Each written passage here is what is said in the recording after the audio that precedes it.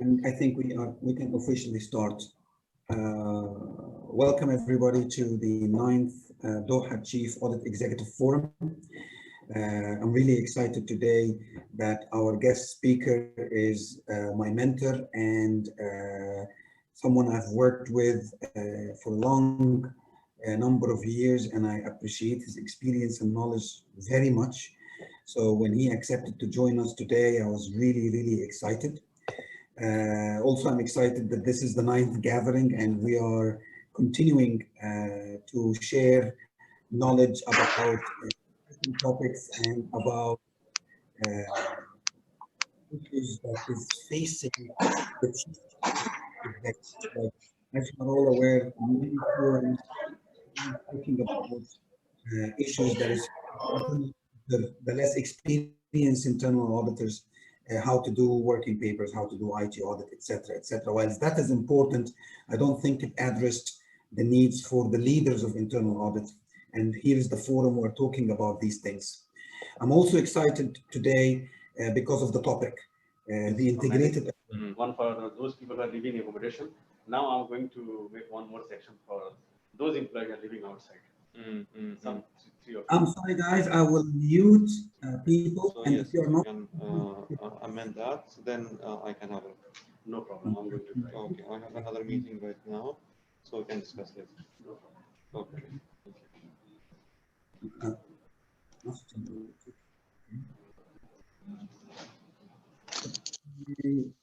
Ashram, please mute yourself until we are here.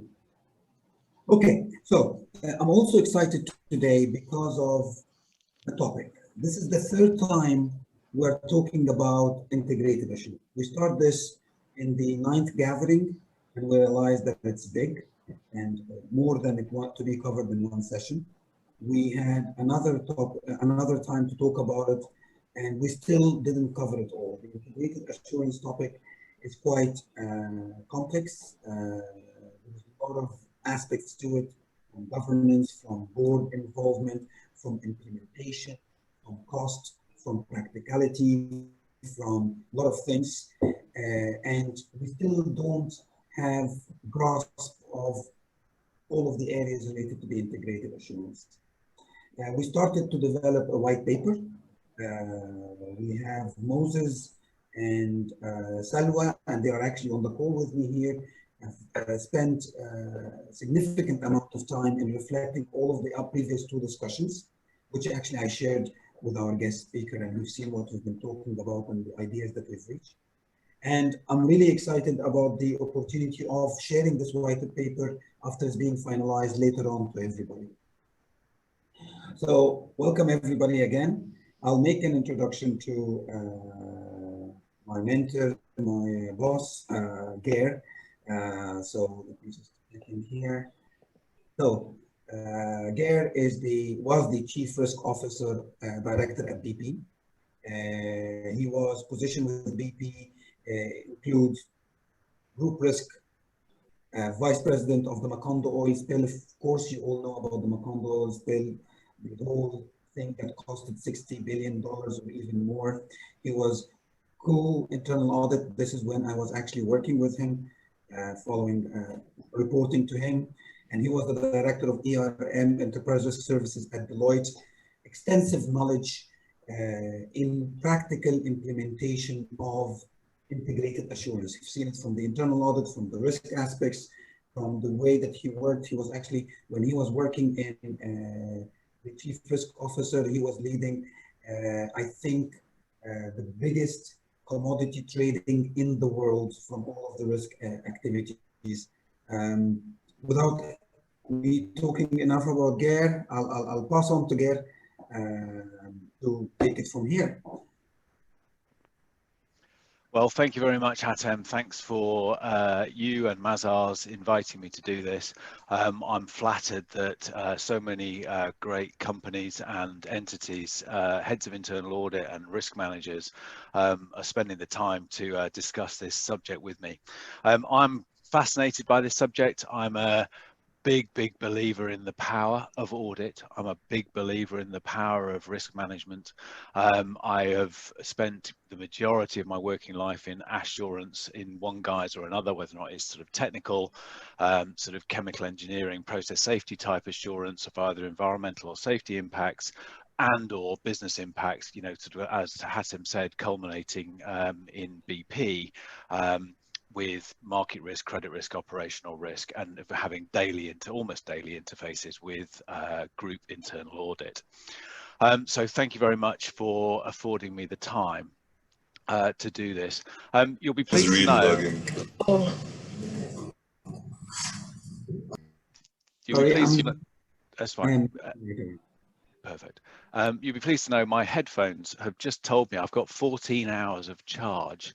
So if there's any time problem at the end of this, I can always carry on talking through with you. Right, so that's enough about me. What I intend to do, are you going to show my slides, Hatem? Is that where we're at with this now? Or do you want to talk through timing? It's simple, like we started with the meet and greet. You're gonna make us the introduction, talking quickly about your practical experience of the integrated assurance. Like, to give you a heads up, in Qatar, we are trying to apply it, but it's very challenging for so many reasons, and we needed someone with practical experience to explain to us how it's happening on the ground, and we're looking forward to hear your views there. But then the majority of the time, as usual, is going to be open discussion for all of the brains in the room to ask you questions, to actually share their ideas, to reflect on what you've just said. The power of this session is always by the contribution of everybody. Like, it's not really like a speaker kind of thing. Of course, we are delighted to have you here, but it's really for all of us to be talking and sharing ideas and hopefully learning from you today a lot, Geir. Perfect. Thank you very, very much. So, I mean, and that's exactly how I prepared for this presentation. It was really interesting, actually, because when you're asked to kind of say, you know, I think Hatem said something like, you know, will you talk to us about integrated risk assurance? I mean, integrated risk assurance, I mean, as you all know, and just looking through and hearing about who's on this call, you know, a lot of what's out there, if not everything there is out there in terms of technical theory. You know, the IRM, the Institute of Internal Auditors, all these entities over the last, however long they've been out there, 30, 20 years, have been codifying some of the key technical elements of that. So, you know, if we go to the next slide, Hatem, please. So, yeah. You know the theory, you know what it should look like. I know you will have listened to consultants. I know you will have attended the courses. The majority of you are probably highly qualified with all sorts of letters behind your name. And so, you know, I'm not going to talk to you about COSO. I'm not going to talk to you about risk identification, you know, kind of theories of audit, working papers, data, sample analysis, you know, risk matrices. I think you know about inherent risk, current risk, residual risk. This debate around, are we only on threats or are we on opportunities? Do we turn opportunities into missed opportunities into threats from a risk point of view? Internal risk, external risk, KPIs associated with that, a LARP, as low as reasonably practicable, all that kind of stuff. 3 lines of defense. I know you know the kind of the elements of that. I know you know how COSO and these other frameworks have integrated that and defined that. No doubt you know about capability, maturity, and how you can look at the sort of the evolution and the quality and the quantity of assurance that is provided, especially culminating from a 3rd line of defense point of view from an internal audit. So, you know, if any of those things I've just said, you know, could spark kind of, wow, I'd be interested to talk about that. Let's talk about that when we get into the rest of the organization. But I thought I'd just not talk about those things and really kind of like try and focus it on some of the, you know, step back and reflect, what was it that really made that a success, or what was it that I wish that had happened, you know, when we were doing this and the other. So this slide is really, you know, the theory. I'm a surfer. I lived in Australia when I was in my 20s, and I've stuck with surfing all my life, and this is kind of what it's supposed to be about. I don't know if anyone else has done this, but you've seen these pictures. You're supposed to be underneath the cliff of the underneath the sort of the tube, as it was called, of the wave. It's very, very hard to do. You've got to have perfect conditions. You know, it's exciting. Everything's going really well. It's brilliant. In actual fact, from a surfing point of view, if we can go through to a slide, the next slide, please. You spend a lot of time sitting around talking to your friends, you know, kind of where there aren't any waves, and it's really hard work, and you sort of just kind of, you know all the theory, you've done all the prep, but it just isn't quite happening. And I kind of, this analogy kind of I've helped me with what I thought would be worthwhile us talking about, is that, you know, we've all got that theory. There are loads of things we can talk about from a theory point of view. Everyone's got different perspectives, different examples, different views. You know, some people like inherent risk, some people like quantitative scales, some people don't. So 8x8 or 16x16s or 3x3s, red, amber, green, all that kind of stuff. We can debate all those things. But really, I wanted to kind of like just say, you know, what is it that I would want you to take away? And so almost as a checklist, you know, and I'm going to use this sort of slide going forwards, and I realize I have over time, is that the following slides is almost going to be a checklist of things for you to think about, in my humble suggestion, to make sure that your view of or your company, your entity's risk and assurance processes are aligned and doing that successfully. So, you know, that was my analogy, and, you know, kind of, we can go through that. I've broken it down into 3 buckets on this slide. One is some thoughts around successful risk management, and one is thoughts around successful assurance, really, the integration of assurance to risks. And that box at the bottom are things that are relevant to both. It's just kind of how I put them out there. I won't talk through every single one of these, and no doubt when I'm talking, kind of, you know, you'll read the others, but kind of I just pick out a few of them.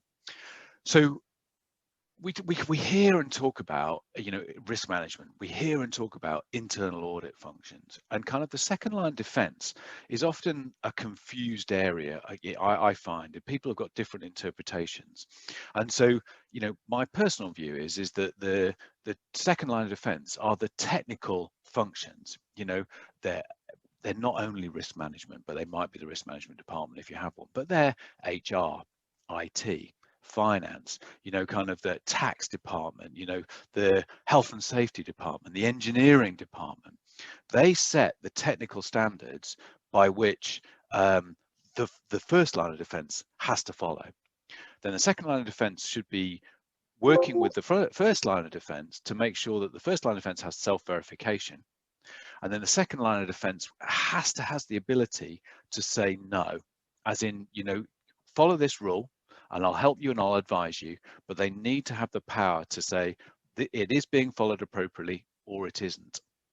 And really, they kind of that definition of first, second line of defense, I wanted to share with you because it's fundamental to how I think integrated risk assurance works. So it's less about there's the business, there's risk management department, and then there's the internal audit department. It's all of the functions are the second line of defense, and they all need to be empowered to define through their lens of technical expertise and to be able to say no from a that's not acceptable. And it leads me to my first point here about felt at key decision points, is that almost as a checklist is risk management assurance happening at your strategy level in the organization? You know, so when the board looks and thinks about what the strategy actually is, are they thinking about the risks? When they think about the implementation of the strategy, is there an independent assurance function telling them and the shareholders, you know, how these things, how it's actually going? Are business plans submitted that are risked? So, you know, we always worked, and I've always tried to set up in all of the processes I've set up, is when business plans get submitted, the managers submitting the business plans have to think through what the risks are, and they're only getting their sort of their capex, opex, you know, kind of HR resources, IT resources, all the things that they have from a business plan approval point of view on the basis they've thought through the most reasonably foreseeable worst careable risks that could impact their business plan. And, you know, it won't come as a surprise that they should be telling, as a submission with the business plan, they should be submitting what those risks actually are.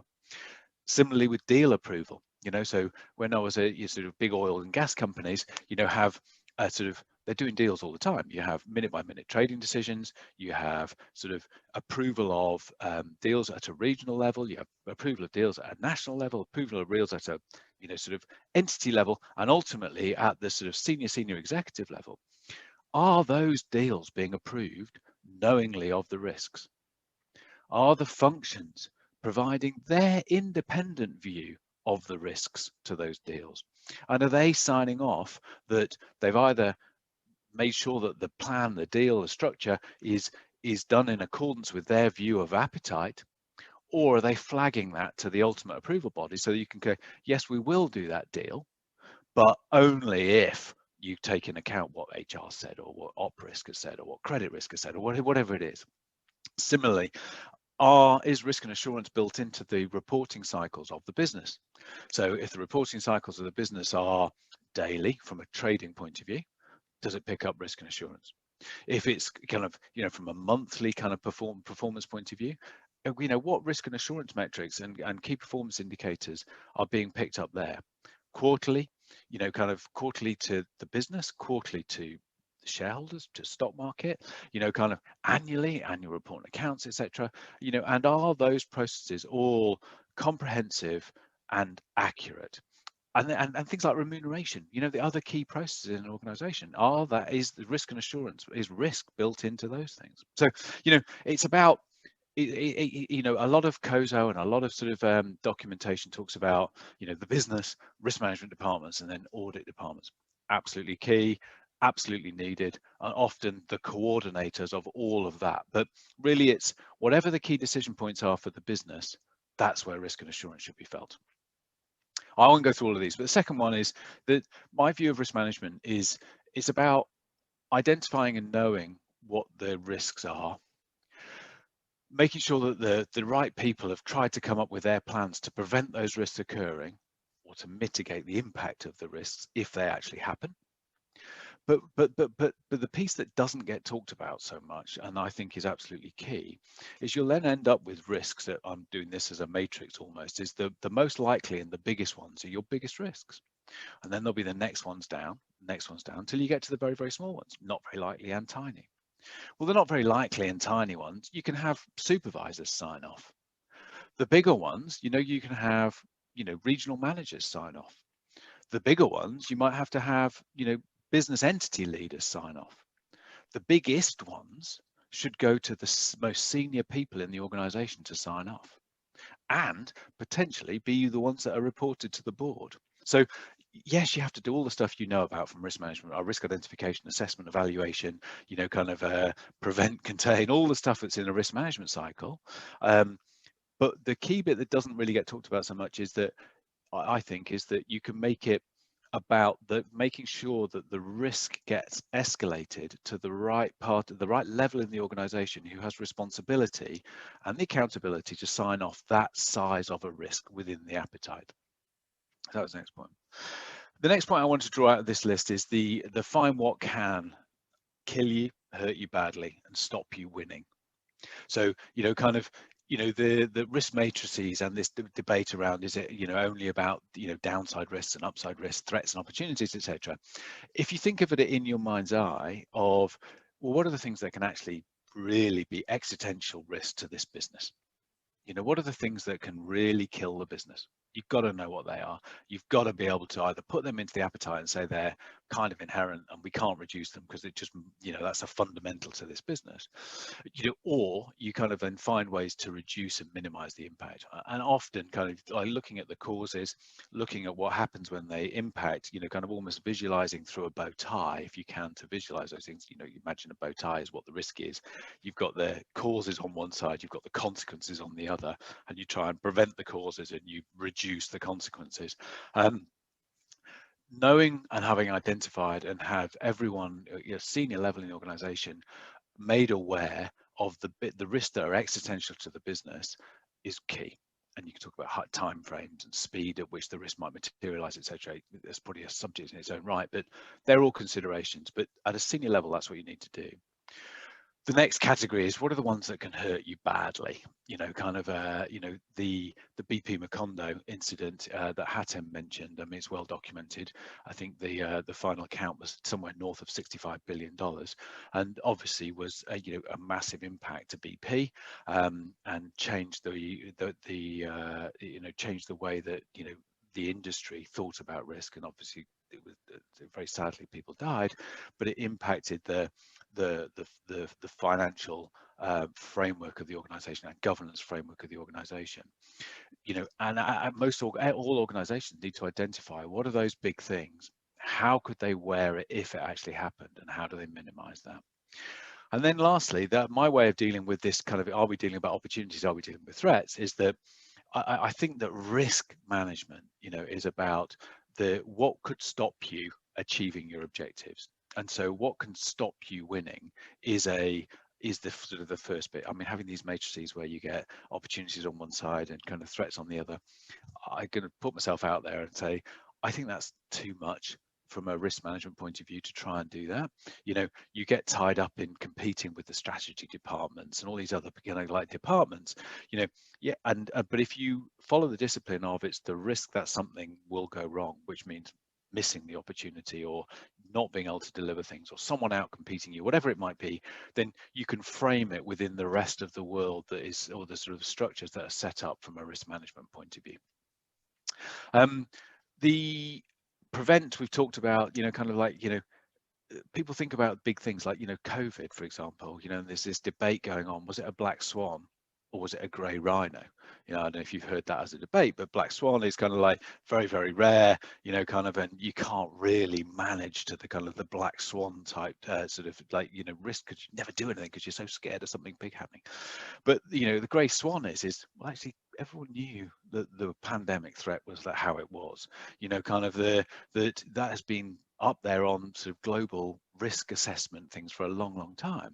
Again, you can't manage to it on a day-to-day basis, but the key people, so the, you know, the sort of the national health organizations have been preparing for that and have been thinking that kind of stuff through. So you think having these things out there on the register rather than as an academic exercise, risk departments and assurance departments have got to think about how is the business, note the difference there, how's the business thinking about what would happen if those things happen, because they tend to happen. So that's some thoughts on risk management. I'm conscious of time, so I'm going to go on to the assurance side of things. I'm a big believer that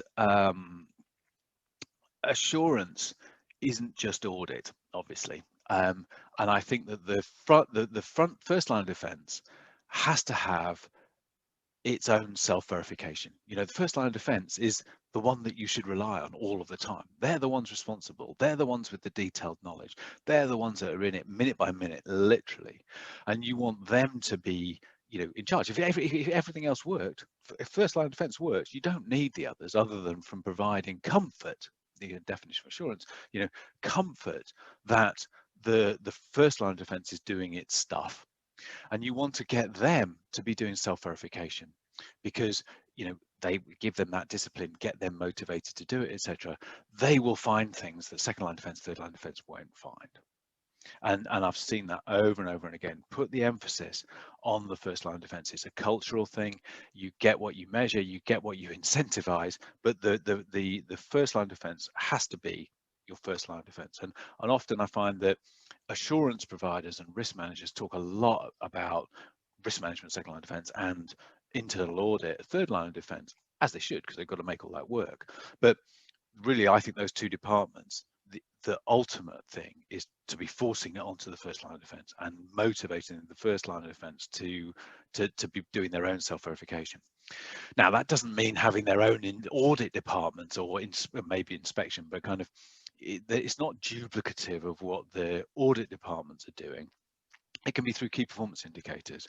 And again, risk managers and audit departments should be making sure that the first line of defense has KPIs that are looking at the risk and key kind of, you know, risk management type activities over the key risks. So that's my point around assurance KPIs from a self-verification point of view. Well, and what else should we talk about there? yeah, so then the next one is, and I always, I was at Arthur Andersen when Enron happened, and so kind of COSO kind of came about, I believe, kind of at least it kind of got a lot of traction post that, as the financial frameworks were needed to prevent Enron type sort of financial crisis type impacts. And I find that it's such a big, complicated, I mean, the COSO document itself, I don't know if anyone's actually kind of ever opened that and read it, but it's like hundreds of pages of font for, kind of detailed stuff that you've kind of got to do. And it's very easy to follow that as a mantra, and you get tied up in internal financial control. Of course, you've got to have that, and a number of other control-based activities. And there are things that audit departments and risk management departments have to do. And so, I always kind of like step back and look and kind of say, we've implemented all this stuff. We have to do this. Make sure you tick the boxes. You have to tick the boxes. But you've also got a very, very privileged view of the organization, of the first line of defense. You're stepping back, a bit like and Hatem's heard me use this analogy before, but a bit like a general in an army in a war, is that they're not actually on the first line. It's not because that they're scared or kind of else. They're there to have a sort of distant view and be able to see the bigger picture. I think risk management departments and audit departments, have this privileged general like view looking down on the rest of the organization. And so in your audits, kind of if you're finding, well, you haven't ticked this, Sarbanes-Oxley compliance thing, or, your anti-money laundering procedures haven't done this, or you're not kind of reconciling these two accounts, kind of type sort of findings. Well, step back and kind of go, well, is that happening in all of the businesses? Is that happening only in one area? Is it happening because there's been the cost cutting on kind of like staff? Is it happening because the last 3 years they won't approve the system budgets needed to kind of be able to kind of do these things, or is they missing some key market metrics, or kind of, are they losing customers, which is forcing people to cut corners, kind of like cut costs, take more risk, and step back and go, well, why is it happening? What can I see from this general like sort of view of the organization, and talk about that. And so, audit forums, I think should say what the results of the audit findings are, make sure the boxes that need to be ticked are ticked, but also take advantage of being in that privileged position and kind of go, this is what I'm thinking, this is what I'm seeing, this is a theme. What do you think, management? And where I've seen that move, and it becomes a real life conversation for almost audit instigating it, but having it with management, rather than, you've got to resolve this audit finding, you've got to do, it's a much more business orientated, conducive to some of the, and you also find the big interesting things, and people will thank you more for that. Next one on integrated assurance is having processes that make sure that actions generated, either risk management actions or audit findings, or actions to close audit findings, are actually closed, is key.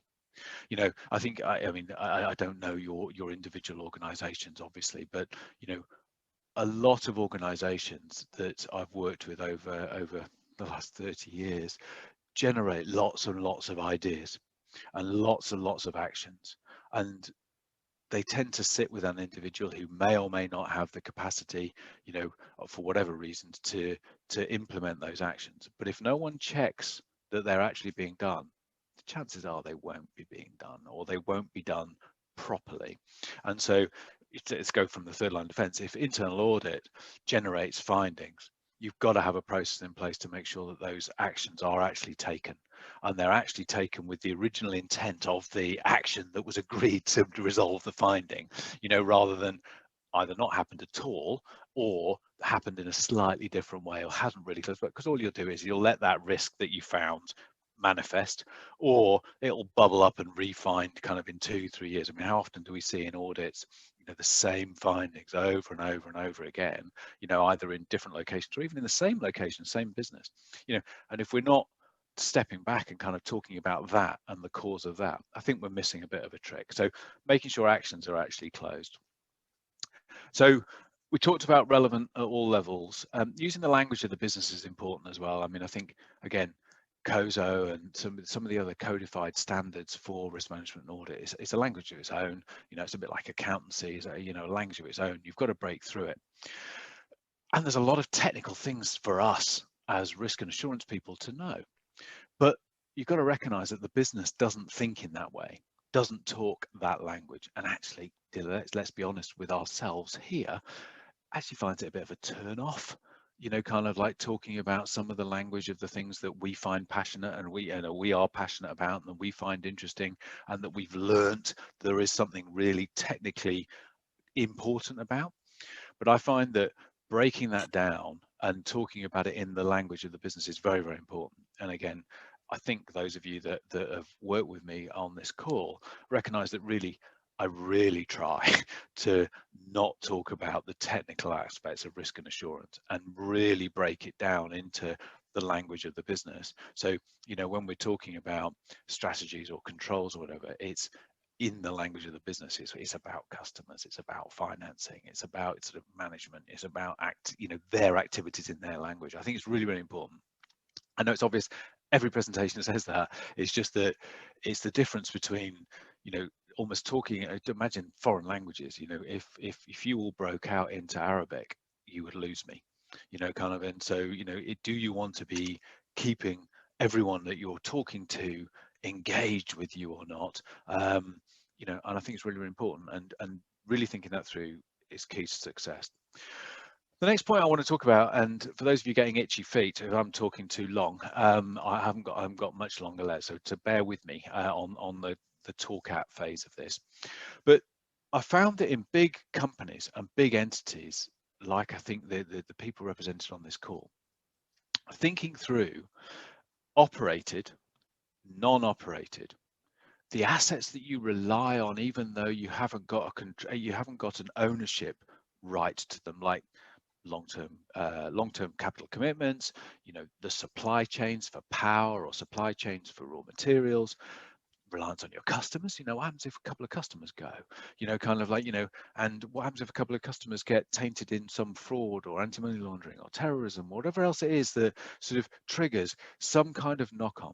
Even if it's only senior management and the lawyers have to deal with something, it takes a lot of time. That could be making money, could be making, you know, sort of making successful business.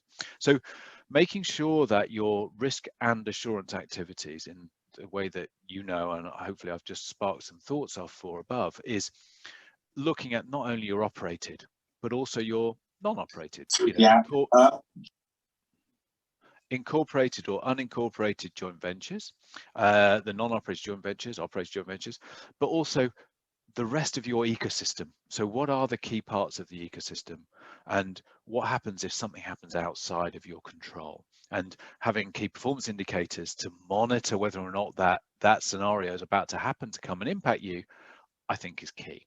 And you know, having that a check across each of those things. So increasingly people are talking about supply chain resilience. You know, they're talking about sort of, you know, environmentally friendliness of their businesses. There should also be about the supply chains and how can you prove that, etc. You know, there's lots of aspects to the whole ecosystem you find yourselves in, rather than, you know, the worst one being financial control only, you know, having risk management and internal audit looking at financial control only within your organization. You know, expand that out to all the other type of risk. Well, actually expand that out to the ecosystem and really prioritize on the biggest things, so you don't sort of drown in the you know, in too much information. The next point is ability to sort by objective and risk type. So often internal audit functions are broken down by the risks. So it might be strategic risks or operational risks or compliance risk, safe, you know, 3 different types of buckets of risk, and then you have the individual risks in there. It then says, well, what are the activities that we have to manage that risk, and what are the activities we have to minimize that risk if it occurs? What are the assurance activities that we have to monitor the prevention and containment type activities, and what's the status of the controls after our assurance, you know, kind of whether it's self-verification, second line and or third line defense.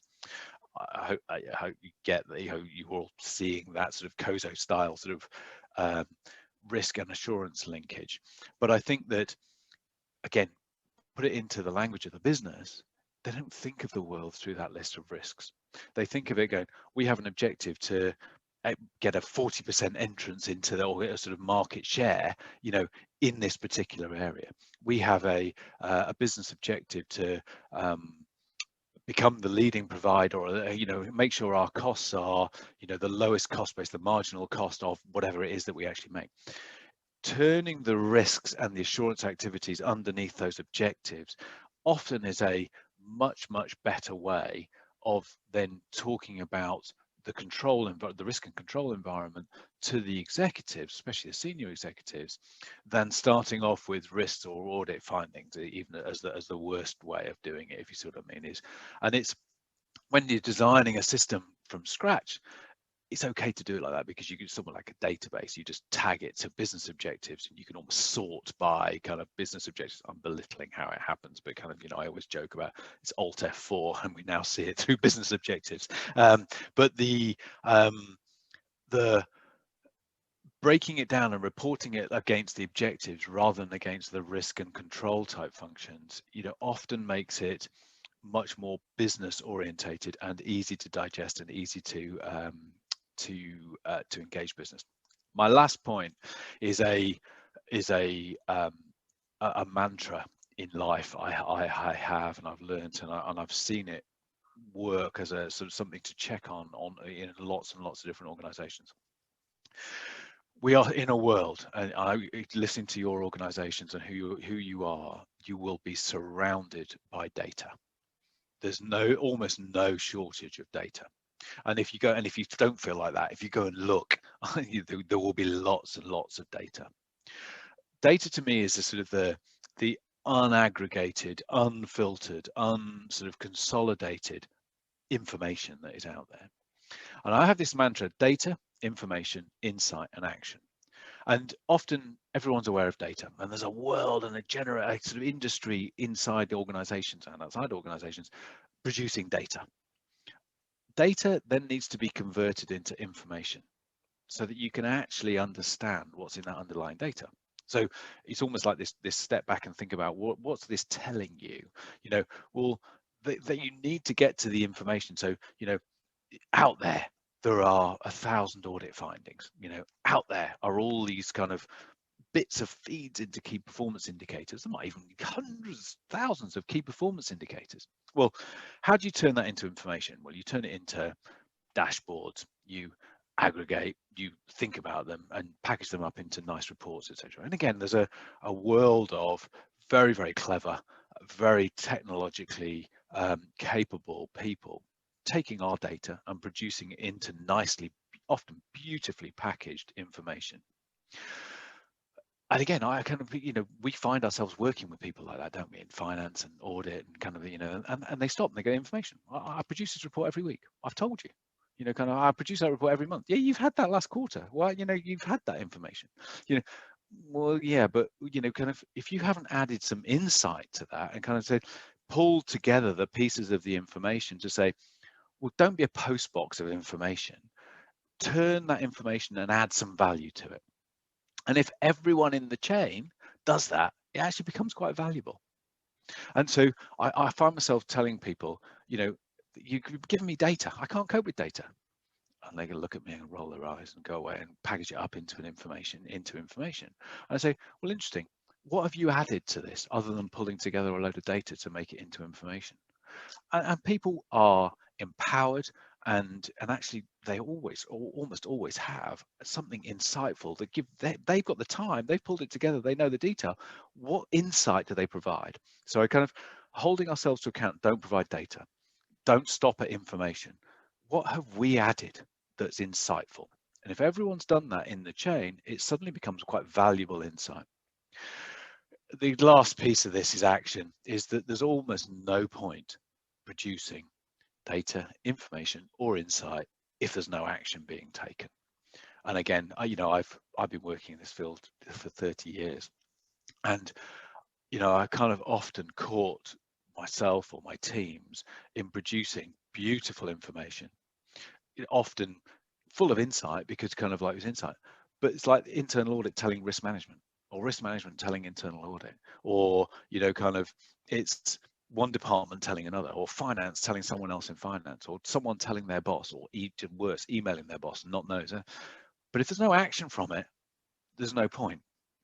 And so you actually can look into what you produce. I find if you take this active integrated assurances, all of the sort of metrics, not just audit reports, I think, is that if it's not being used, why is that? Does it need to be packaged up in a different way? Does it need to be more insightful? Does it need to be presented in a different format? Is it because it's coming up once a year and actually you needed to know about it in the deal approval meeting in last March type thing? You've got to only do things with action. Stop doing them if there's no action from them. And so I'm belaboring the point because I see it so often, and I see how busy we are, no doubt you are as professionals. There's a lot of information out there, a lot of data, a lot of information, a lot of insight you can add. And we spend a lot of time agonizing over these things. And often it's sort of a bit like sowing seeds. It's kind of, if it doesn't sprout and do something about it, try not to do it.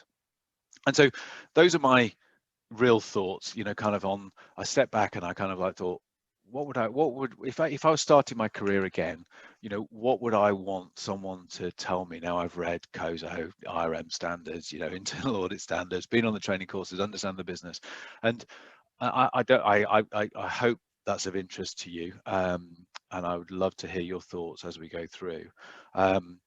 And thank you very much. Last slide is kind of thank you for listening to me. I'm not sure how I did on time, but I would welcome your thoughts, and otherwise I hope it was useful for you.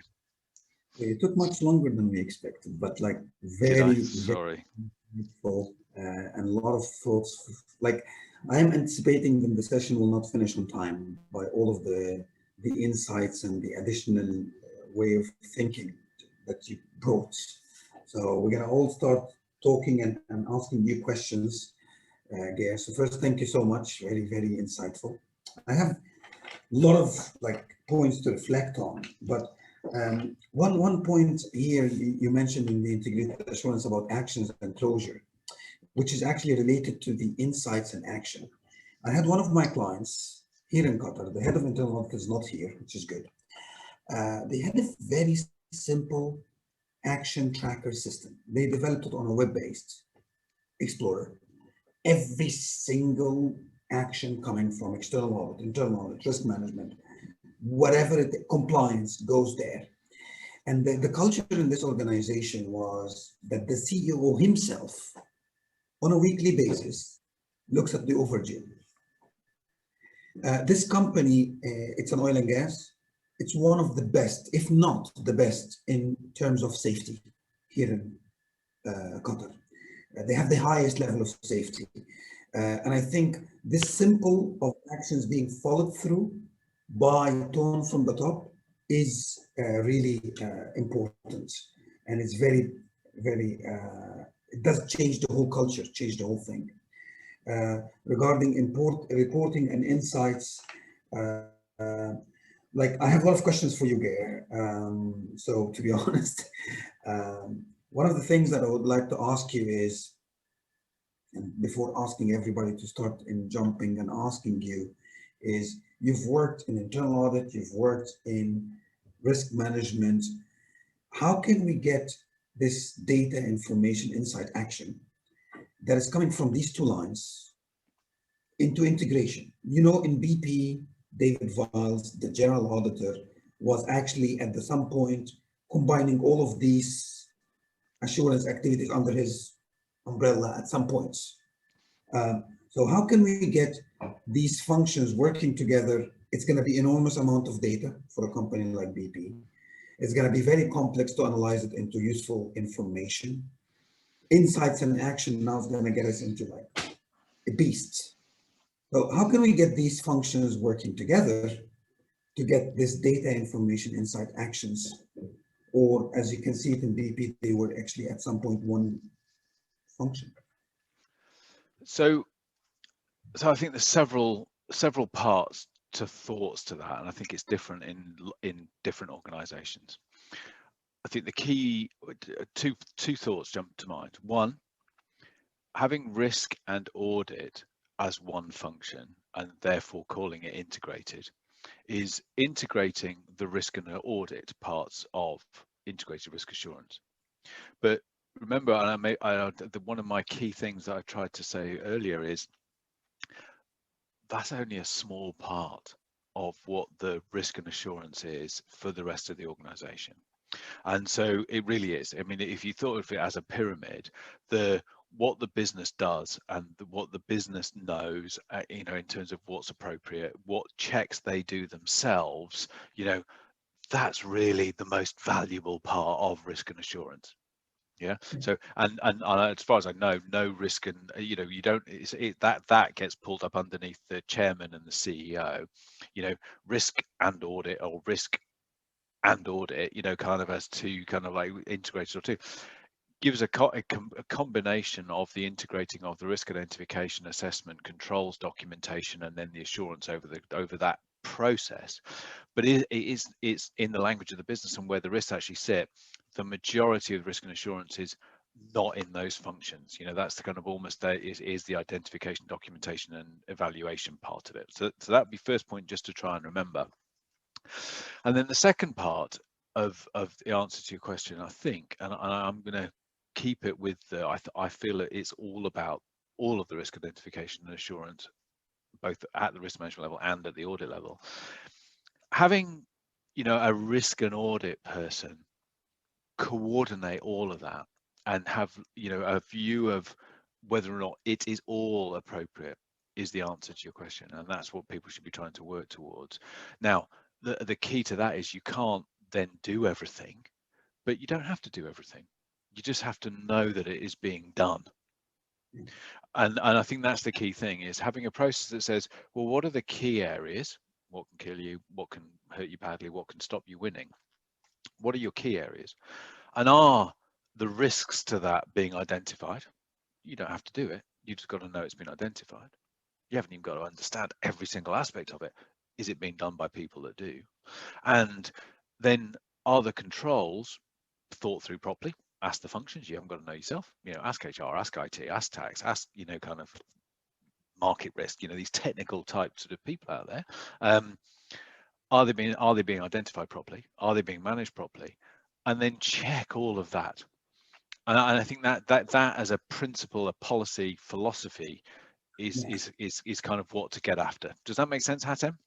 Yes, it does. And I think what you said, if I heard it correctly, it is discussed in our previous forums.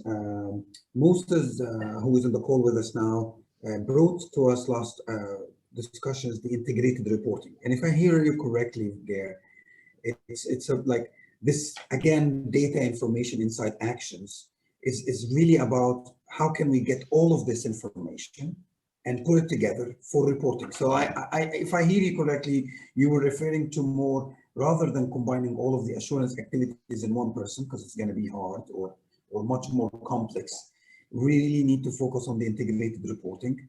And we need to really focus on the biggest chunk of risk and assurance is actually at the first line, which is with the business who knows the business, who knows the technical aspects. Did I hear you correctly? You did. I mean, let's do an example on maintenance. Everyone has maintenance of some form or otherwise. IT maintenance if you're a professional service company. Maintenance of physical bits of kit. Kind of from a manufacturing or a processing type industry. Preventative maintenance, kind of rather than run to failure type stuff, requires a load of prioritization of failure rates and design parameters of underlying bits of equipment. And the people that run the business have to have a view of that, and they have to schedule and implement the preventative maintenance schedules. As ever with anything, there'll be a prioritization. Some things won't happen on time, some things will get postponed, some things will kind of like not get done properly, some things will fail in time, and there'll be a need to reevaluate the frequency and intensity of the preventative maintenance activities. Internal audit don't have those metrics. They don't have the skill set to do that, and they don't have the bandwidth to do that across all of the bits of kit that need preventative maintenance. So you can't But the most important thing to do with making those kit working, or one of the most important things to do with keeping that kit working, is the preventative maintenance schedule. So internal audit and risk management need to make sure those risks have been identified and then check that the preventative maintenance processes are being followed. But really, the actual activity is being done by the preventative maintenance people. Do you see what I mean? It's like that the emphasis is where it actually happens by the people that do it, who really have that expertise. And so you can't expect a risk and audit function to have KPIs and reports over all of the preventative maintenance aspects. There's one line of process safety. Very clear. Guys, I really can keep this discussion forever. A lot of questions, but I don't want to talk alone, as we always have like this forum, everybody. So any thoughts, any questions, any reflection from the great minds we have in this call?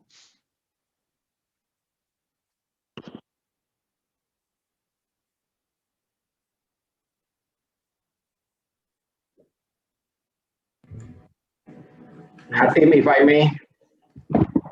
Yes, we can hear you, Nino. Go ahead. Yes, thank you, Geir, for a very interesting thought on this integrated assurance.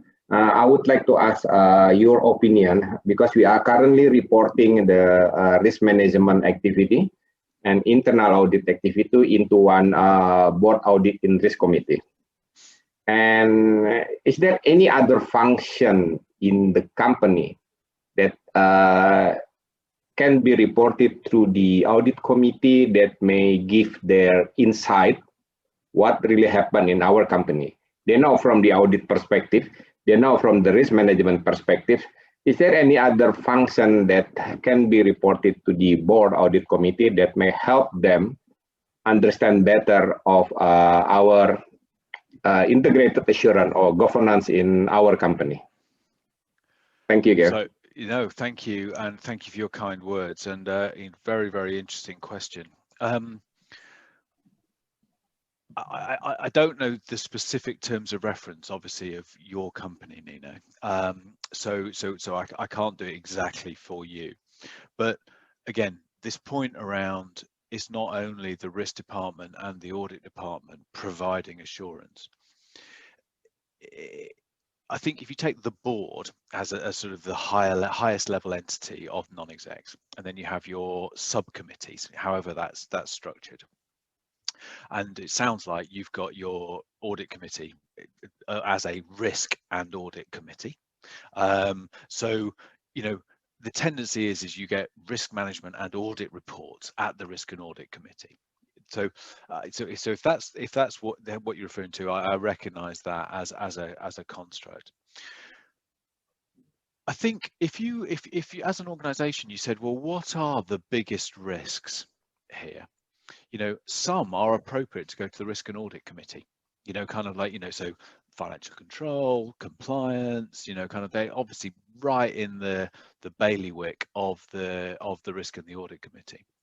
Some of them might be bigger than the risk and audit committee, and so you might have an oil and gas company that it sort of has identified that it needs to do a fundamental shift, from hydrocarbons at some point in the future. Is the risk and audit people the people to discuss that? Probably not. It's more at a board level per se. And actually, should that be being presented by risk or audit people? No, because it's too fundamental to the business.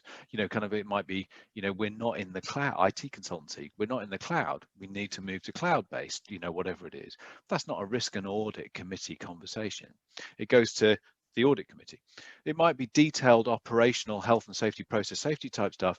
Again, it might not be the risk and audit people, who tend to be financial audit types, who need to have that. I recognize, Nino, that this isn't actually your question, but it leads to the answer, is that I think that in those individual things, you might have the strategy department or the COO of the organization presenting the risk and the plan and the assurance, with audit and risk management sitting on the side nodding or disagreeing, depending on what the view is, because that's their right within it. But they're leading it. Or it might be the engineering department, kind of taking it to the board, or it might be the IT department presenting it, you know, kind of is. So it's, I think it almost should not be risk and audit presenting. Risk and audit presents the outcome of the process. Yes, we've been through a robust identification process. Yes, we know that they've all identified their controls. Yes, we've seen X, Y, Z, and these are the areas we're worried about. But these are the big risks of the organization. Let me now kind of facilitate a conversation with the experts who own that risk. And so two answers: one, about what the committees are, and two, the presenter should be the owner of the risk, and that should not be risk and audit. Well, I agree with you 100%, and I actually would like to add to this, Geir, my own experience from here in Qatar. For example, if we take the cybersecurity reporting, depends on the organization where they are putting the IT governance, where they are putting the incident reporting of cybersecurity incidents that happened in the organization, because this part of the reporting might be independent from IT, and this person who's CISO, like Chief Information Security Officer, can be one of the guys who is reporting to the Audit and Risk Committee, along with the risk and audit guys. Because to be honest, most of the chief auditors do not really understand the cybersecurity risk. Yes, we're talking to business and we need to reflect it into a pure business language, but it still need to be presented by the people who really understand the cybersecurity. So it's really back to the integrated reporting, Nino. If I again got your point, it's all about integrated reporting. So Geir mentioned, get the right people to report it, and it will depend on your organization structure, whether these people are independent enough to go to the audit committee and present an independent view or not. But it's all about the integrated reporting. Does that make sense, Nino?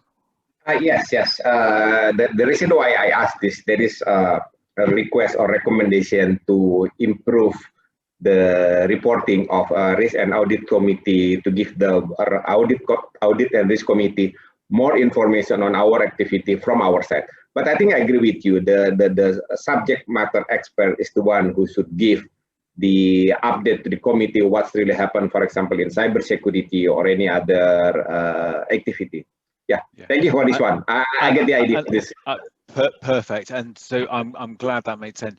I think, though, that it's very important that risk and/or audit are in the room when the presentation happens and when the discussion happens. And the CEO or chairman or the chairman of the committee should turn to risk and audit and say, "Do you agree?" You know, kind of, is this in line with your findings? So, you know, Hatem talked about are they suitably independent or not? I'm not so sure they need to be independent. They can be as vested and as kind of pro their own view as they want. You know, they are the owner of the risk, you know, kind of. So if it's a IT thing, maybe it's the IT thing, or if it's a strategy thing, it's the owner of that particular part of the business can present the issue and what they're doing about it. But risk and audit should be asked from an independence point of view whether or not they agree and whether or not that's commensurate with their findings, and they should be allowed to say, no, I don't, without recrimination, without being excluded, all the other things that we see all the time. Yeah, makes sense, Hatem? I agree with you, though. More comments, more points. Richard, we haven't seen you for a long time, and you know how much I like your views that I disagree with and then I agree with. Always starts like this with you. So any thoughts from your side? Yeah, it's nice to be able to make it for once. You always seem to combine your forums with my audit committees. So, I always end up having to do other things. Yeah, I suppose the question I've got is, when we go back to your black swan or grey rhino events, is every time there's a massive problem in any business, they always say it's a black swan, even though quite often risk, you know, I think a few years ago, I can't remember what event it was, but I think they did there was some massive event, I can't remember what it was now, and they went and asked the heads of audit or risk management, and they said, yeah, it's on the risk register, we've all known about it, And then they went and asked management, and management said, oh no, it's a black swan, no one ever knew about it, it came totally unexpected. I suppose you have to question with things like, I suppose, the big event at BP, collapse of Carillion, which obviously had a major impact on Mashireb, as they were one of the builders of Mashireb at the time. And COVID is quite often, they're always on the risk register, but everybody always seems surprised when they happen, and it always makes risk management or even audit look ineffective and that they haven't done their job. What's your view on these events, especially when they're probably, in terms of probability, they're low probability events, but the impact would always be massive. So, you know, how do we make sure that they're reported to the audit committee or the risk management committee, or management's aware of them, but they don't, because of the low probability or low likelihood, everybody just assumes it's never going to happen. You know, classic case, you know, Mashireb, we've got this beautiful downtown Mashireb. You know, one of the major issues might be an aircraft crashes in the center of the city and destroys it. The chances of that happening are very, very slim. But do we put it in the risk register? Do we look at, you know, we can't control that. So how do we deal with that effectively? And I know I'm waffling, but no, I think it's interesting. Each example you provide, you know, you get that kind of, oh no, I'm not going to be able to answer that one. You know, that's the one that gets you. It was interesting hearing your thought process there.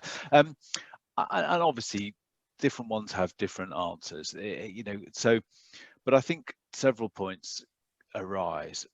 One, post-COVID and everyone now thinking about these low likelihood, high impact events, I think that all risk departments have a duty to go back and say, have we thought through I remember my example of, can we identify the things that can kill us?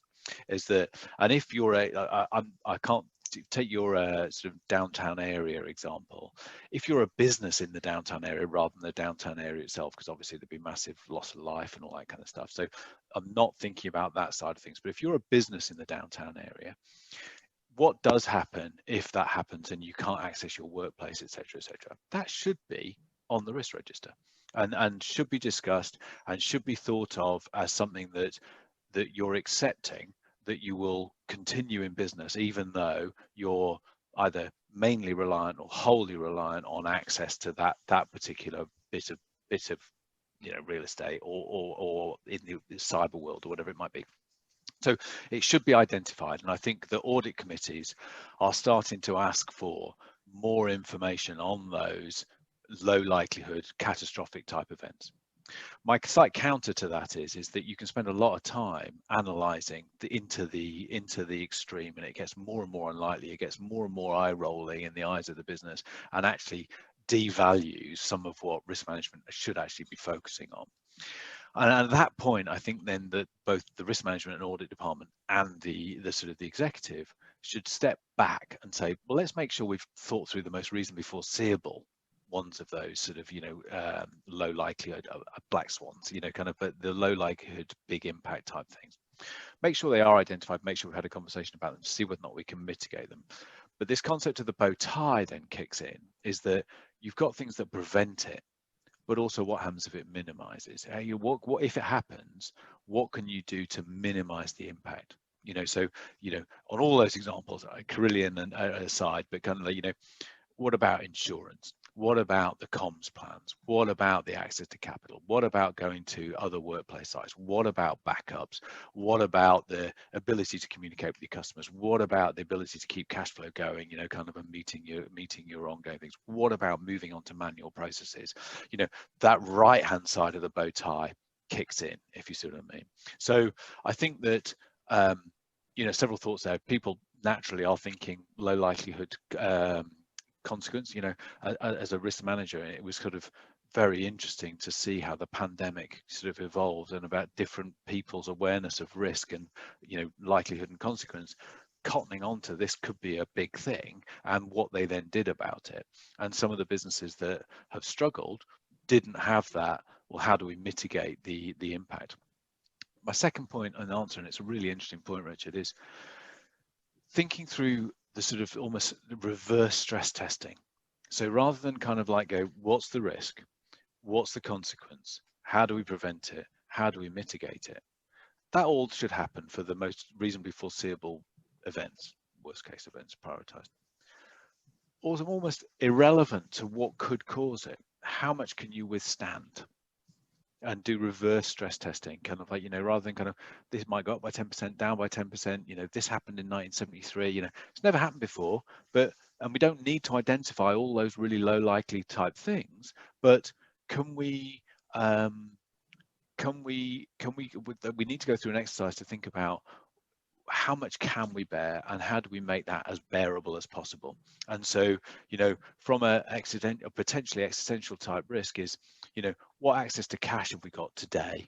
How do we get access to cash in a 3-day cycle, a 5-day cycle, a 50 cycle? What lines of credit have we got? You know, what can we access to do this and the other? You know, that is very, very important. The UK Financial Reporting Council introduced a viability statement. You've probably seen or aware of that. I don't know what Qatar has, but there was a, you know, you've got your going concern statement was, yes, we can meet our outgoings in the coming year as a sort of a standard financial thing, but they extended that to over a time frame that is a suitable time frame for your organization. Could be 3 years, could be 5 years, could be 10 years. You know, can you confirm that you're viable over what might happen over that time period? You can't predict all the things that might happen over a 10-year period, but you can do the reverse stress testing aspect of it. If I may add, sorry, like again, see, like I understand Richard's question, and for me, the world doesn't seem to understand. So we faced, at least from my career perspective, we faced Enron, which was also very low probability because everybody believed in its power, and it's big, it's too big to fail, people are too smart, etc. Then we hit by 2008 financial crisis. Again, it was known to risk managers, but no one do anything about it. Then 2010, the Macondo incident, BP, and being involved in BP myself, I thought, as you just said, the whole risk management profession changed to look differently at the low probability, high impact. But then going down the line, Corleone happens, COVID happens, risk registers have known these things, risk managers, sorry, audit kind of talked about these things, but management never listened. Are we ever going to learn? Are we ever going to learn from these things? Because like it seems to me that we are repeating the same mistake. If whatever you want to call it, black swan, gray rhino, I don't care. But these events are constantly happening. I thought when Corleone happened and COVID happened, we need a dramatic change in our governance structure. COSO doesn't work anymore. I thought we need a dramatic change in the way we're doing assurance. I thought actually one of the solutions might be the chief internal auditor or the chief risk officer need to be accountable, need to be afraid to go to jail if they didn't do the right thing. I'm sorry, Geir, but I don't see that we're learning globally, organizations. I don't see that. I see that the same black swans is going to be called gray rhino, whatever it is, and we're never going to learn. Are we ever going to learn? That's the question.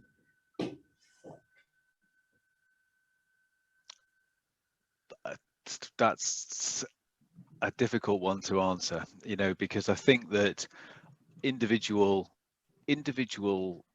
well, regulators and individual companies, I think are, you know, kind of some are, and they are moving towards it. And I think the requirements to be more resilient, regardless of what happens, is important.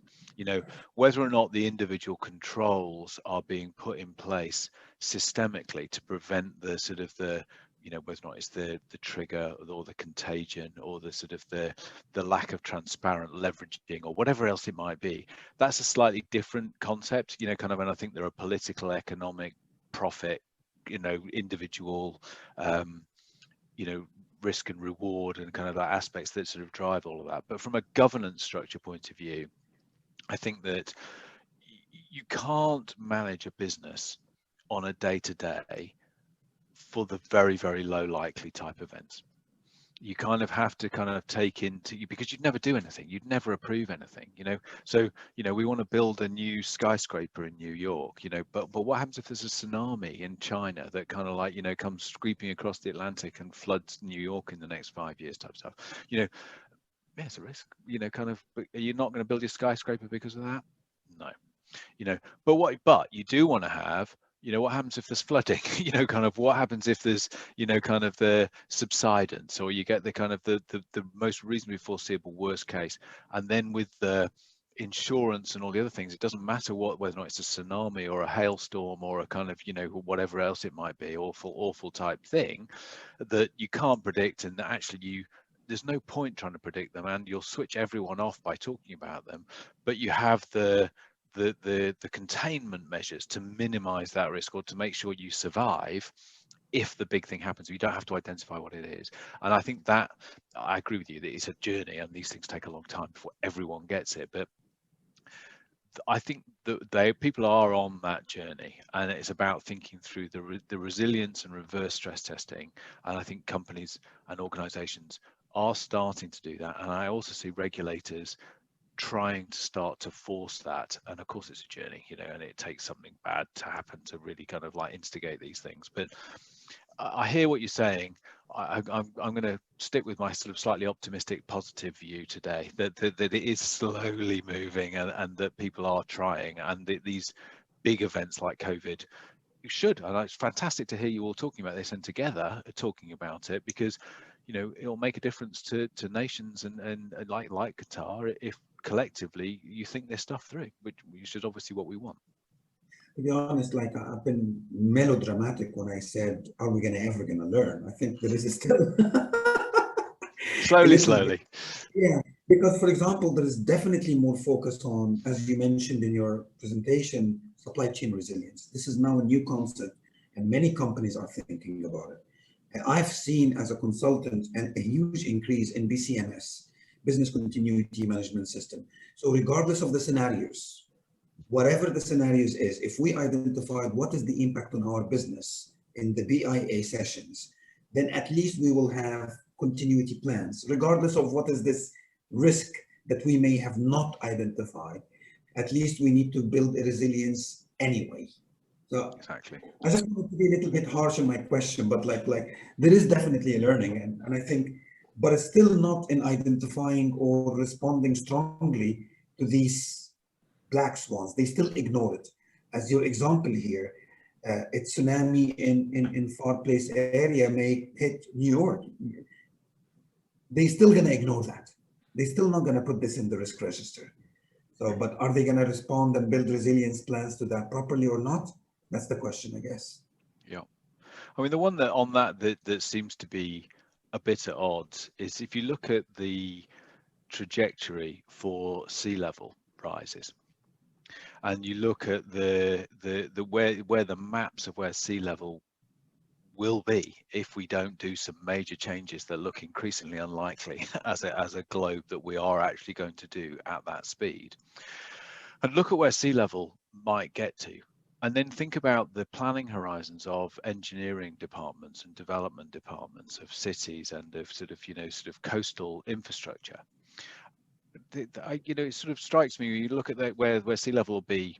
Let's use the example of New York, where sea level will be in New York, you know, at current trajectories, less than 1%, you know, 2.5%, whatever it is, and how much of areas like New York would be flooded or underwater, but yet they're continuing building things with a 20-year, 30-year kind of life cycle, and people kind of go, well, we'll deal with that problem when it comes.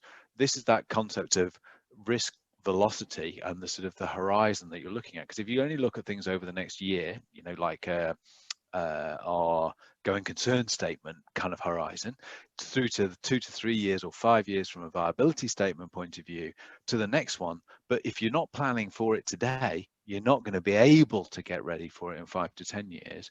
I think that's an interesting one. And you know, I just seemed at odds to me that those two things that everyone's talking about and agreeing, but it isn't really matched. And that's the problem, though, isn't it? Is that everybody will now be focusing on pandemics, COVID or super COVID, and what will happen next will be something completely different that no one's even thought about. So we'll be surprised again by something else. Yeah, I think that's right, Richard. The only thing that has impressed me with COVID is how well businesses have actually responded to the risk. You know, both here in Qatar, you know, life got back to normal actually quite quickly in terms of businesses managing to function, switching to remote learning, and the associated risks and controls over that. And I think that's the same in all countries. You know, people have actually managed to respond very well to the crisis. So I'm quite impressed in that. I mean, obviously, if you're in the airline business or hospitality businesses, obviously had a much bigger impact than on other businesses. But you know, businesses have been able to respond quite well. I agree. It's been amazing considering. The digital transformation and Zoom and people able to work from home and changing of global culture to working from home. I had my boss who like believing they have to be in the office, now open to the idea to working from home and focusing on deliverables of employees rather than just showing their face. This is a huge transformation in everything. So I completely agree. I completely agree as well. Guys, I want everybody to participate, but I'm going to point a couple of people. So we have Ibrahim, you haven't been attending for quite some time. And I'm actually putting the light on you. So please comment, ask what your thoughts. Actually, if I needed to, I would have. I mean, Geir did a fantastic job, you know, lumping up a lot of concepts together nicely. I felt like any addition above him will just not going to add much value. So thanks, Ibrahim.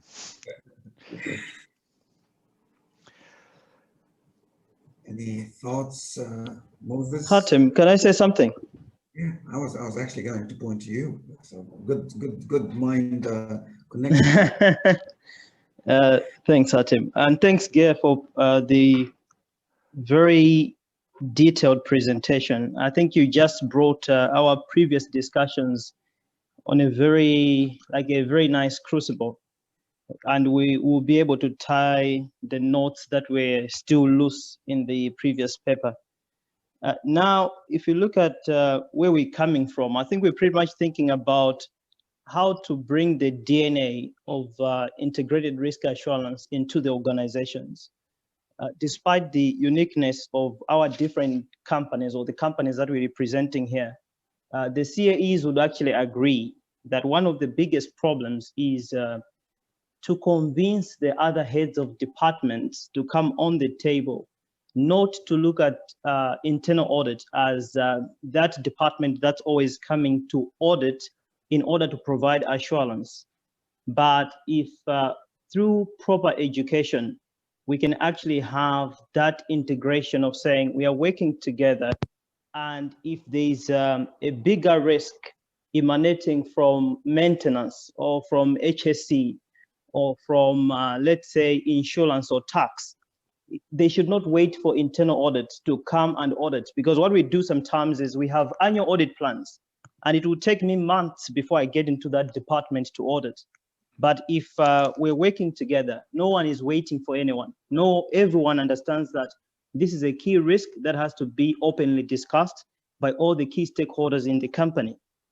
And if you would agree also that education is a big issue. Looking at global events, it just looks very far-fetched. Like, for example, who would have dreamt that the Ever Given ship would actually block the Suez Canal, right? Think about the risk manager sitting in an insurance company. They would actually talk about maybe supply chain disruption, but they wouldn't think like this big ship would actually block the Suez Canal, resulting in billions and hundreds of millions claims for their specific company. So also having that level of global education or global talent in our organizations, it's a very far-fetched dream for so many boards to be able to say we have the required talent or requisite talent that would think outside our organizations, get into the industry, look at geopolitics, and bring all these big subjects on the table. So if we come to think of how can we really narrow it down to seamless integrated risk assurance, is it about dropping or writing a policy that says internal auditors are not just here for audit? We are here as facilitators across the spectrum of the departments, as you've mentioned. Do we need a document? And do you believe that education or educating all these heads of departments, senior management, and the board is actually very critical for them to understand how we can bring together these functions? Or do you have any ideas that can help us as chief audit executives not to compromise our independence in this journey?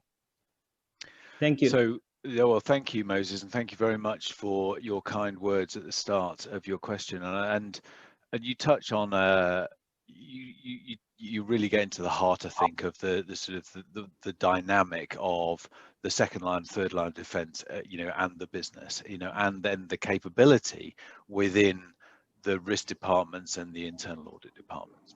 And so I think my thoughts are, it really depends on having the senior people, like the most senior people in the organization, truly value the risk and or the integrated risk assurance.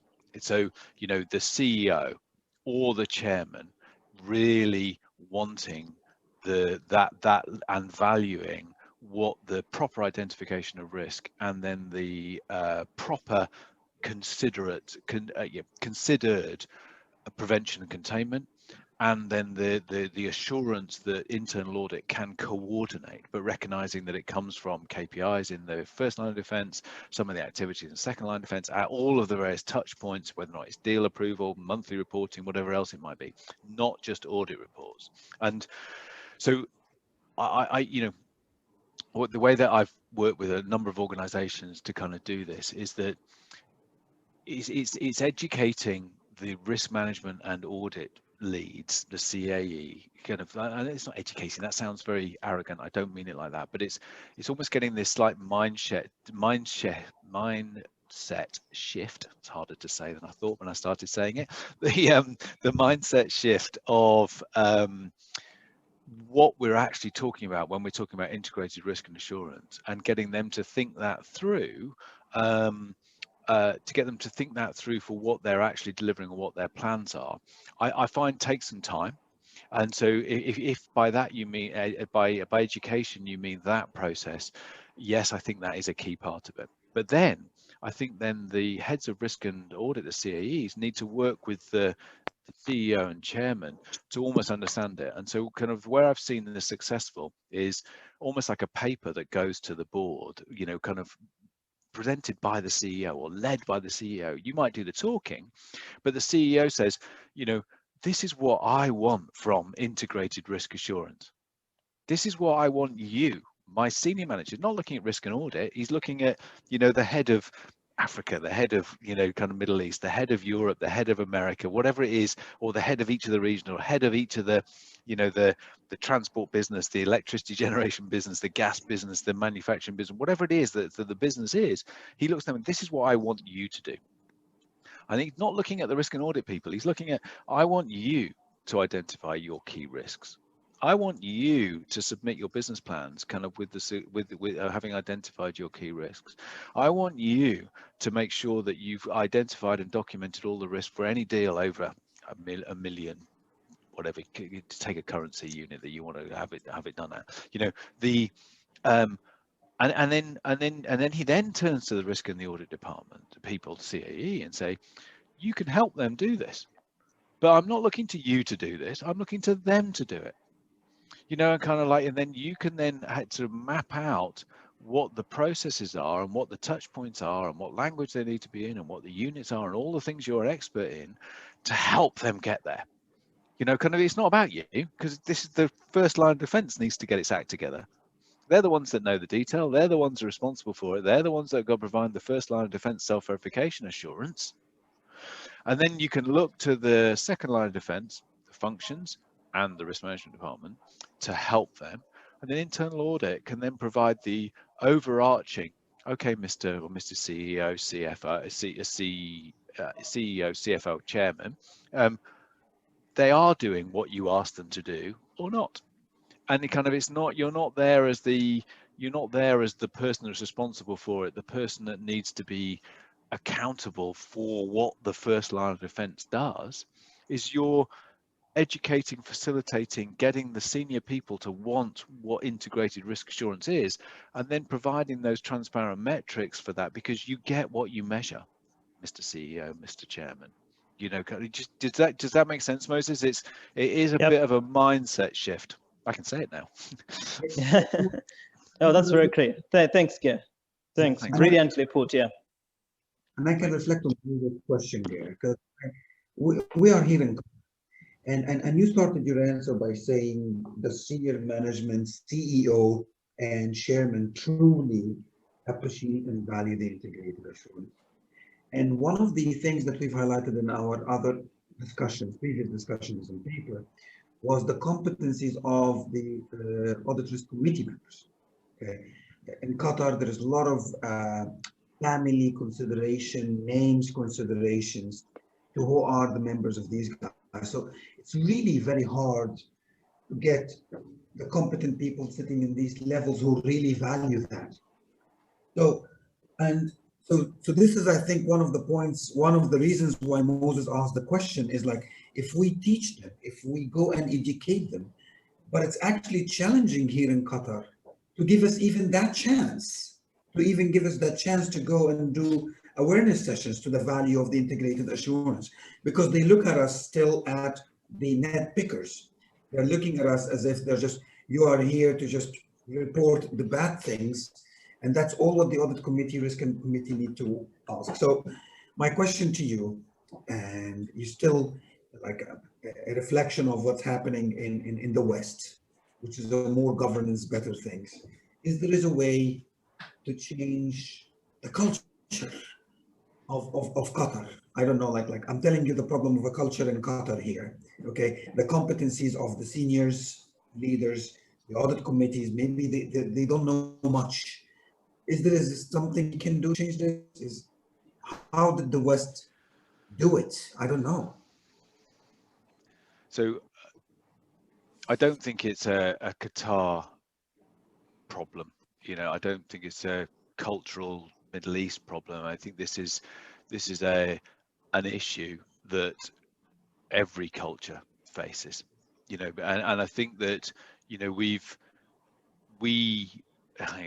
a grandiose the risk and assurance world, you know, have kind of done that to ourselves, you know, by ticking boxes for decades, for, you know, the people that allowing the people that then become risk managers and internal audit people are the people that, you know, it's almost like the teachers teach because they can't do, you know, kind of like, you know, type mentality. And actually listening to you guys talk, I can see that that's not the case, you know, in many instances, and that is changing, and people are prepared to invest in the people who are going to be bright enough, experienced enough, strong enough, empathetic enough, EQ enough to actually have those real life conversations. You've got to have that. But, you know, they're always going to kind of have that tension, and it takes a sort of a believer in risk and assurance to go into that side of the profession when perhaps you could earn more, you know, as head of the business or kind of like head of trading or whatever else it is. So there are different skill sets, and I think I don't think the West has got it. You know, the grass is always greener, whichever way you look at it. So I don't actually recognise it being a Qatar issue, and the West has got it sorted. You know, but where it is working is that it's not about, I'm going to provide you your risk processes, I'm going to provide you your audit reports. It's about, we're in this together to maximize the profit of this organization, or to achieve the purpose of this organization. Yeah. You all know how to do that. You the first line of defense, you all know how to do that. You know how to do that best. We're not coming to tell you that. What we want to work with you on is make sure that you've thought about the things that can stop you achieving your great aspirations. And then we'll work with you to make sure that you've done all the things you can to stop you achieving your overall objective aspirations. How we do that is providing these metrics, but we're in this together. Again, it's a philosophy, it's a mindset, it's how you are, and you need all of the people in there. It can be all undermined by some junior auditor sitting there going, you haven't reconciled this account, you know, it's a massive thing, you know, and it undermines the whole thing. But we all see that. We all see that every day, and it has to be part of it. And that's our leadership to get our teams to act like business people, you know, who are for the same purpose as the front office, not something, you know, a group of people that they need to hide stuff from because we're going to be telling them off and finding negative stuff, causing them problems. If that's all we're doing, we got the balance wrong. So thank you so much. But I have to say what you just said, because now I have to stop blaming the culture. So really, thank you, Geir. Like, I really like the answer, but like now I'm not going to be able to blame the culture anymore, which is going to add more pressure on us here that we can still do it. And I really like what you just said. It's like, we are here to maximize the profit. Like, maybe we need to change the way we're saying it. We're here to add value, we're here to help, and be still, because I think the business still hears us as blah, blah, blah, blah. You're still going to give us the bad report at the end. But maybe genuinely we need to think about profit, maybe genuinely, and reference to what you just also said, using their language, very important. I think I've learned this when I was working with you in BP. Very important to use the language of the business, the oil and gas, the engineer's language, rather than keep happy hiding behind our internal audit kind of terminologies and risks, because they never connect with us. Thank you. Adam, if I may, please, Ibrahim, go ahead. If I may add something, I agree with Geir. I don't think the West got it. I mean, for me, I worked almost 20 years in the West, in the US, and mainly American companies and some European. And it's actually the company culture. It's not the place culture. It's not the country culture, if you will. You know, every company I worked for was different from the other one. That's if you talk about location, it also does factor, you know, because look at the maturity. Look at how old our companies are in the West. Look at how old, for example, is Ford versus or any whatever steel company in the US versus a steel company in Qatar. You know, there is a maturity level that, you know, it takes you years to get it right. You know, it's a good point. And yes, of course, you have to speak the language. You have to educate. I mean, I'm always doing that as much as I can. You know, they don't get it quickly. They don't get it all the time. I never give up, and I'll keep educating them. Thank you. Very good. Thank you. Kamal, your first time with us here today. Any thoughts, any questions? Thank you for joining us today, first of all. Kamal. Thank you, Hatem.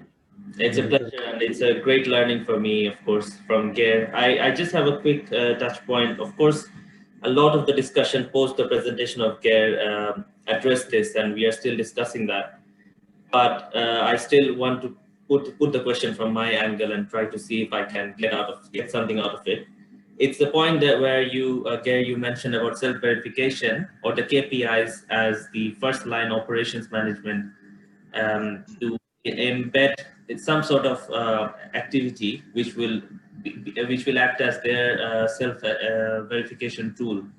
So my question here, if there is no senior management supporting this full integrated assurance approach, and we are not there yet, as the CEO will be promoting this to the level that we are expecting it to happen, how can internal audit sort of influence the operations management or introduce any tools or mechanism or a periodicity, or what can we educate and what should we look at if I can say it's the starting point? How can internal audit department try and start influencing the operations management and bringing into some of the self-verification activities? So thank you, Kamal. I think the answer lies in the prioritization of what you are looking at. So use the preventative maintenance example. So if internal audit has a checklist of engineering things to do, and it turns up with its work plan and kind of says, show me your preventative maintenance regime, policy, whatever, Mr. Engineer or Mr. Department Manager, and they turn around and go, well, we haven't got one, and you kind of go, haha, brilliant, check, I found something. And then kind of like, kind of the next audit committee, you're there in front of the board and the senior executive and say, well, I'm very pleased to say that I found that they have no preventative maintenance program, and no wonder they're having explosions, or they could have a really big explosion. That of old school internal audit, and even that would be quite advanced old school internal audit, because it'd be looking at preventative maintenance and not some kind of account reconciliation type thing, is that is only ever going to make internal audit and risk management be a pariah to the management. Yeah, because you've gone through your checklist of things that everyone knows every company should have, and you're really pleased and proud you found it, and you can go and dob them in, kind of to the executives. The same outcome is achieved, but keeping them on side by looking at what's the risk. Well, process safety explosions, loss of fatality, loss of product, loss of impact, lack of being able to deliver to your customers, kind of money, death, kind of like, these are all things that managers, will care about. And you kind of say, well, so manager, how do we mitigate this? Well, it'd be really good if that didn't explode. Oh, okay, how would we get the kind of that not to explode? You go, well, maybe we have preventative maintenance. You're going to, oh, right, okay. Kind of, well, what do you mean by that? Well, we could be prioritizing it from a safety point of view. We could be planning it. We could, oh, okay. Do you have that? Yeah, no. You go, oh, okay, well, it's a self-identified thing. You take credit. We're in the same company here. It's not kind of, I've got you, internal audit. You didn't have something on my checklist. You've got them to do it. And then you report it and go, there's a risk of this exploding, which is loss of money, and death, kind of, and they have identified it, and they've come up with a plan of how they're going to deal with it, and we'll measure and work with them on it and bring in experts as we need to do it. Everyone's happy because you've identified the big issue, you've made sure that there's a plan in place, they've bought into it, they're going to implement it, and it's all together. I'm making slightly light of the extremes of how these things work, but a little bit of, not kind of making people lose face. That's a concept. I think you understand what I'm saying, is that making them not lose face, and or that you've won by finding it, and it's all together, that you're in the same team. Find a way of doing it in the same teamy sort of way, and over time the chief execs will go, these people really understand what we should be doing. They are saving us money, they are making us more money, making us and saving us money, and they are doing it in a pragmatic way, and they're not beating people over the head when it isn't done on time. They're finding ways to do it, and it's a much more together mindset, kind of, than this I'm independent, I will find your problems, kind of type mindset that I think we find ourselves in. I don't know your organization, Kamal, but does that make sense in terms of other ways of doing it? Yeah, I actually it does. I mean, we have, of course, the internal auditors, the KPIs that we put in for the internal audit department. Probably it's just we are filling in our checkbox of doing the number of audits, fulfilling or bringing in worthwhile observations, and that's where the mindset would not qualify for what we are talking about here. So yeah, some shifting to do there. It's very easily done because everybody is busy delivering their objectives in their language, and often that can be on divergent paths. And so, but it's beholden on us as the slightly outsiders of the first line of defense, who are actually generating the money. They are actually the experts. They are the people running the business. How do we get them to involve us, respect us, listen to us, work with us? And those are the kids. That's what we need. I think, Gary, you make it sounds very easy, and we should be all doing it this way.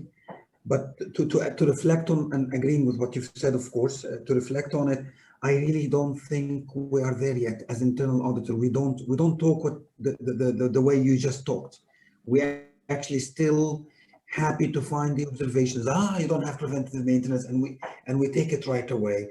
We definitely need to focus more on what you also said, is how can we maximize the profit of the company? How can we maximize the profit of the company?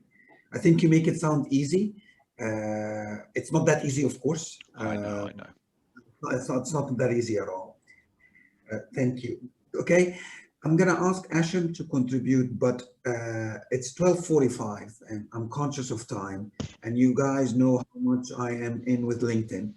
So I really want to make sure that we take a picture before people start getting into their meetings.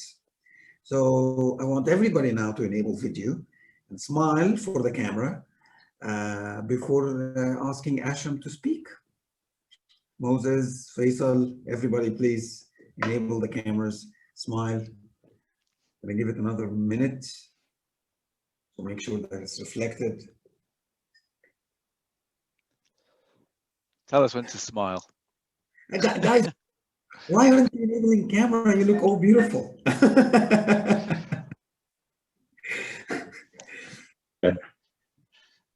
Wasim, Salwa.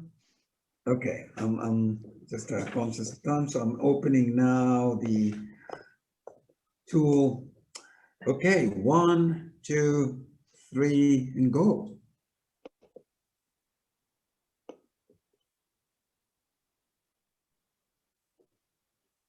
Guys, I think I had a very good picture. Okay. Yeah, good stuff. Enough with the marketing.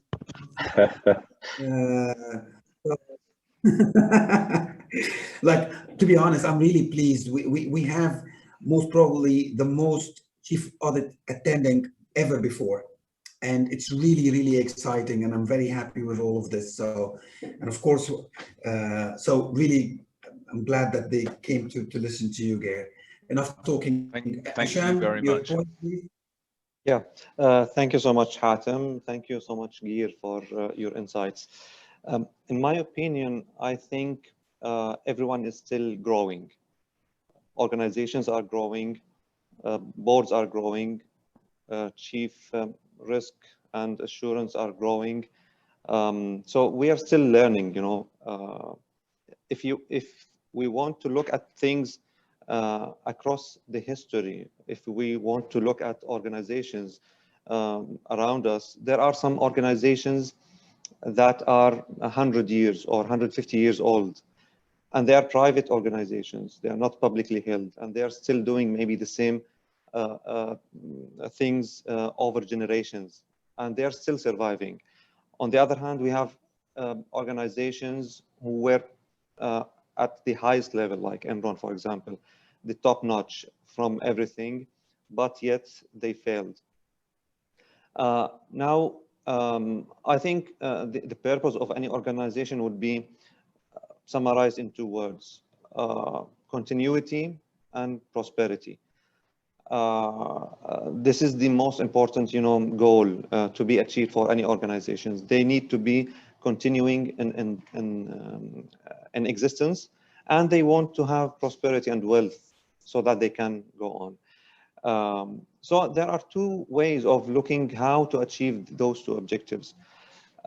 We can either learn from the mistakes that the organizations have failed, why they failed, what are the mistakes that they have committed and led to their failure, and we can add those to our risk registers. But somehow this is a never-ending story. I can challenge, you know, any chief risk manager.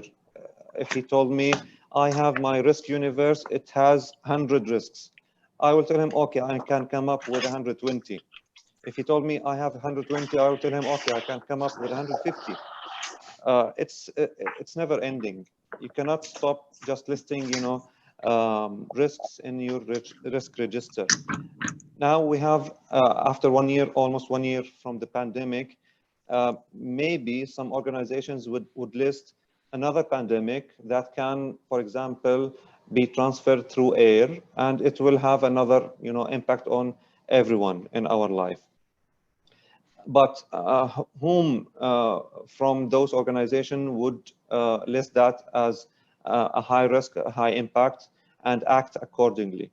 I think the most important thing in any organization to prosper and to grow and to continue is their agility.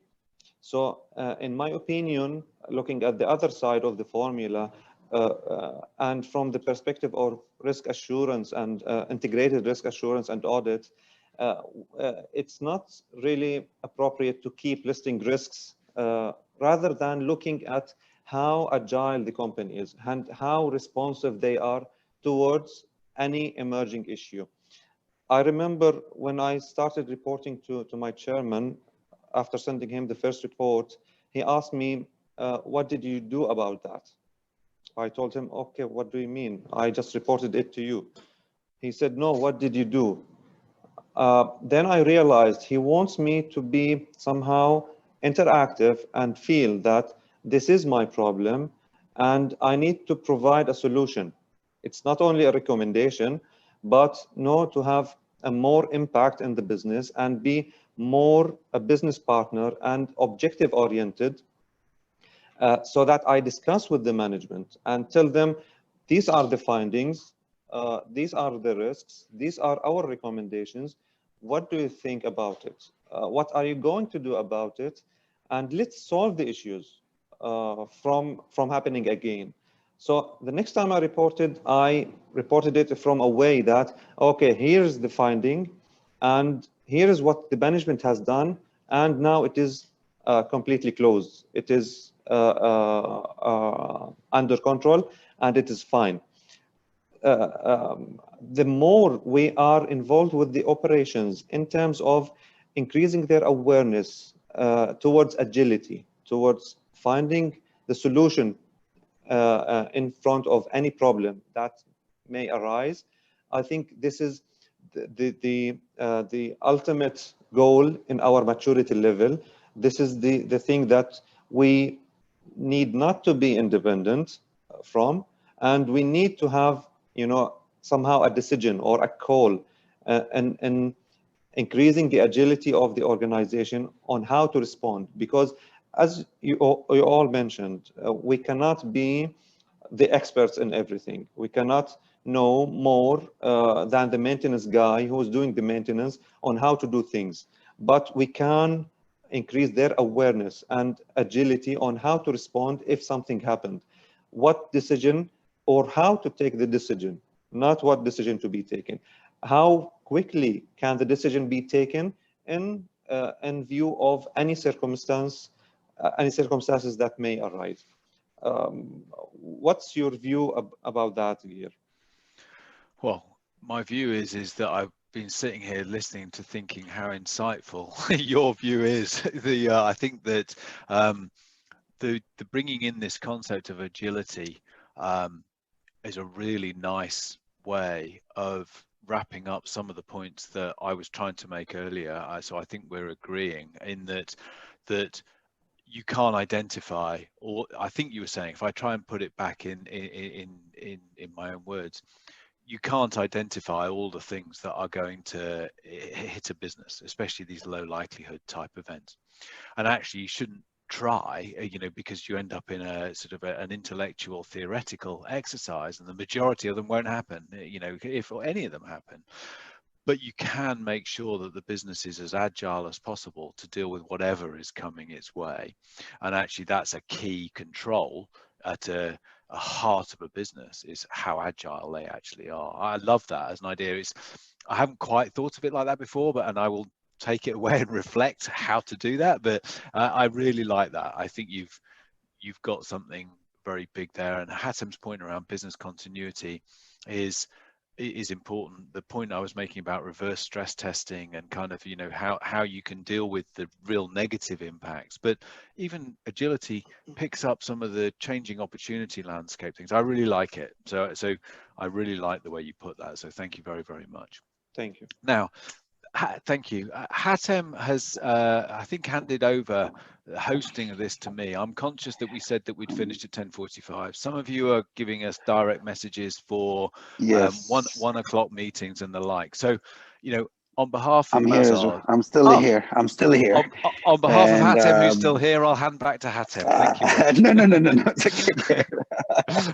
So guys, like I have to say thank you, Geir. This was really, really informative, very interactive as usual. So thanks to all of the chief auditors who are with us today.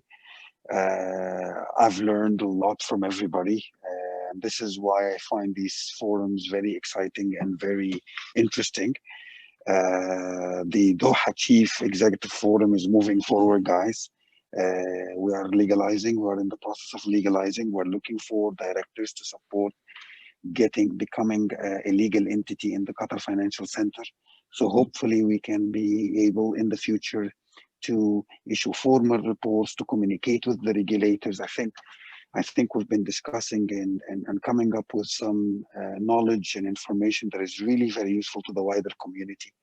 So if anyone is interested to be part of the Doha Chief Executive Forum, from a committee member, a contributor to the process, please get in touch with me. I already have a lot of volunteers working with us on this. But once again, conscious of time, Geir, I really cannot thank you enough. I believe everybody is on the call is sharing the same thoughts, that they've learned a lot from you today. And for that, we really thank you. Thank you. Well, thank you all as well. I mean, I don't know about learning directly from me, but it's been a fascinating conversation. I've really enjoyed hearing your reflections on the experiences and shared experience. So thank you for spending the time with me. I've really enjoyed it. Nice to meet you all. Thank you, Geir. Have a nice day, guys. Bye.